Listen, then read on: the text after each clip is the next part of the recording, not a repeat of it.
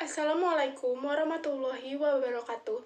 Nama saya Yasmin Anwar dari kelas 11 MIPA 7, MAN 2, Kota Bogor. Di sini saya akan menjelaskan tentang perlawanan bangsa Indonesia terhadap penjajah Belanda.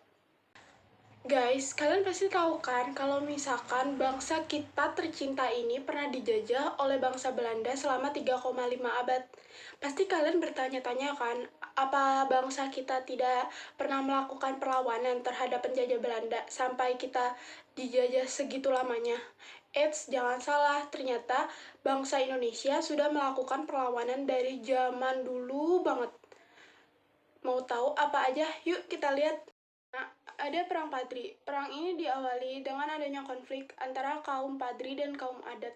Perang ini terjadi sekitar tahun 1803 sampai 1821 di Sumatera Barat. Perang ini diakhiri dengan kekalahan kaum Adat. Kondisi tersebut lalu dimanfaatkan Belanda untuk bekerja sama dengan kaum Adat guna melawan kaum Padri. Fase perang ini terjadi pada tahun 1821 sampai 1838 Masehi. Salah satu tokoh pemimpin kaum Padri yaitu Tuanku Imam Bonjol.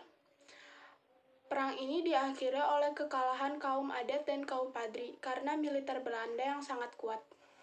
Kedua, ada Perang Patimura.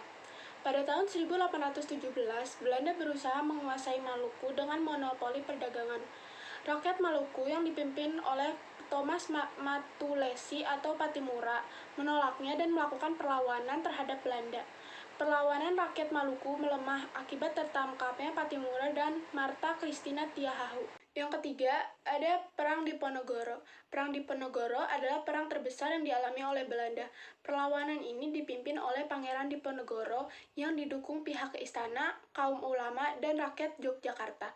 Perang ini terjadi karena Belanda memasang patok-patok jalan yang melalui makam leluhur Pangeran Diponegoro.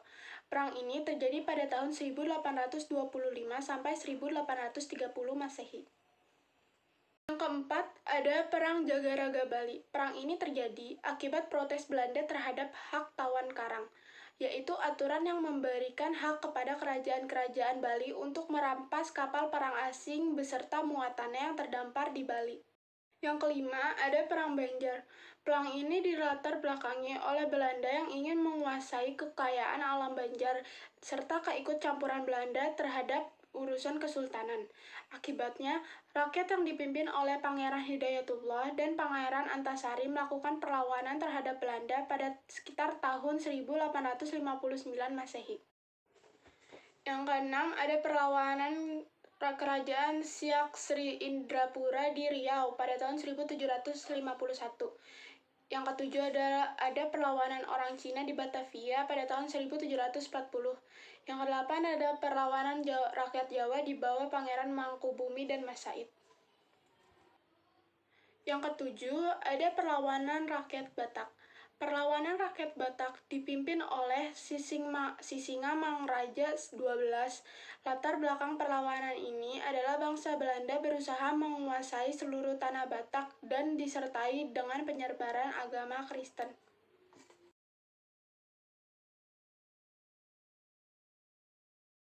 Kesultanan yang terlibat. Ada perlawanan Kesultanan Aceh di bawah Sultan Iskandar Muda pada tahun 1607 sampai 1639.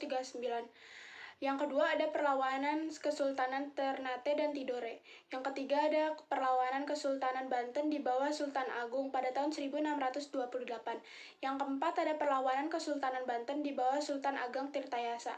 Yang kelima ada perlawanan Kesultanan Goa. Tokoh dan tempat terjadinya perlawanan.